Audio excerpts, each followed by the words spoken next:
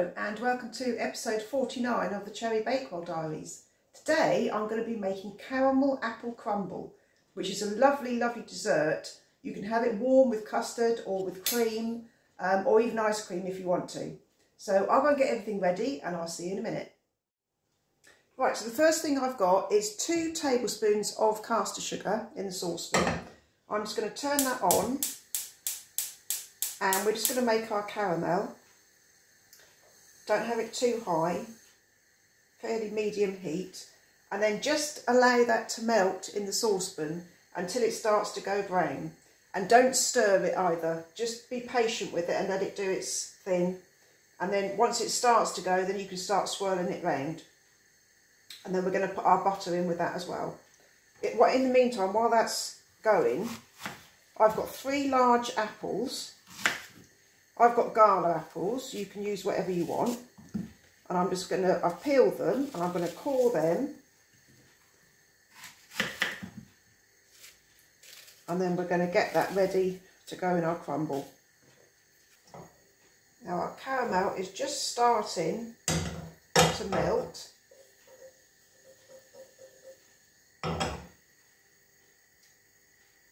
Won't be very long. So we get our apples cut up. I like to slice them and then chunk them, but you can leave them in slices if you want to. Some people actually leave the skin on as well, but I prefer it without the skin. It's entirely up to you how you want to do it.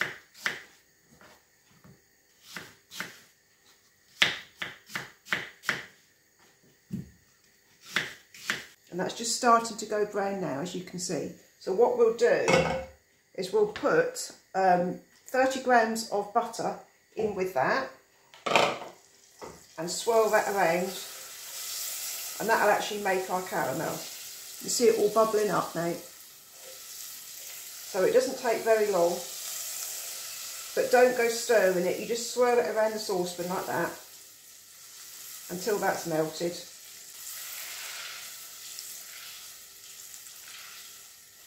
Okay, so now we're popping our apples. And get them all nicely coated.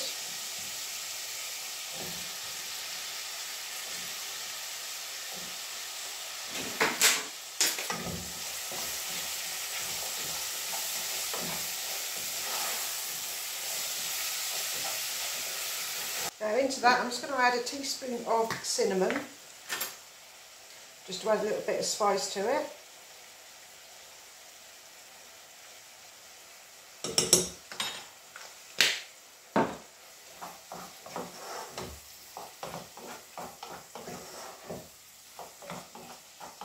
And they don't need very long because they're going to cook in the oven as well. So it's literally just to coat them, as you can see, in all the caramel.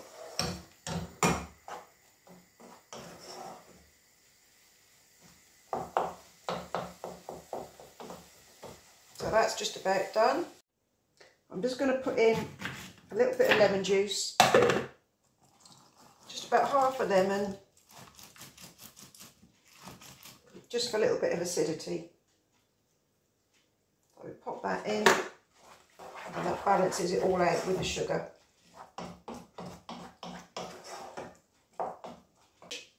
We pop our apples in. So it's an 8-inch square dish. Pop our apples in and then we'll get on to making the crumble. Okay, so for the crumble, we've got 175 grams of plain flour. To that, I'm going to add 115 grams of softened butter. And we just rub that into the flour.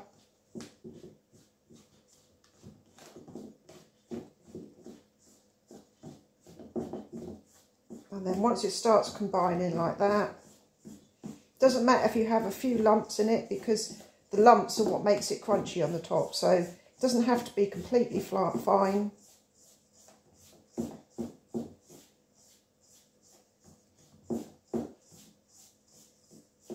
So then to that we add 75 grams of soft brown sugar. Rub that in. And I've also got 50 grams of porridge oats. And that just adds a nice crunch to the topping as well. So mix all that together. And then we just pour that over our apples. Nice lot of crumble, because that's the best bit to me, is the crumble. So got a nice lot of crumble on the top.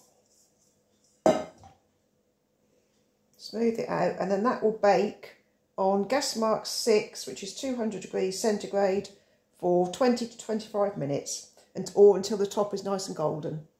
So come back in a little while and I'll show you it all cooked.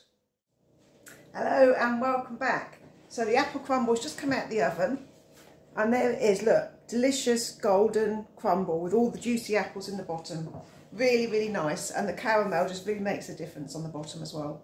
So you can serve that, as I say, warm with custard, or what's nice, I like, is warm crumble and a dollop of vanilla ice cream on the top. So that's really, really nice. So enjoy that. Thank you to everyone who's liked and shared and subscribed. I really appreciate it. Next week is Easter, so I'm not sure what I'm doing yet. Possibly I might have a week off. Possibly I might do an Easter recipe, but I'll see how things go.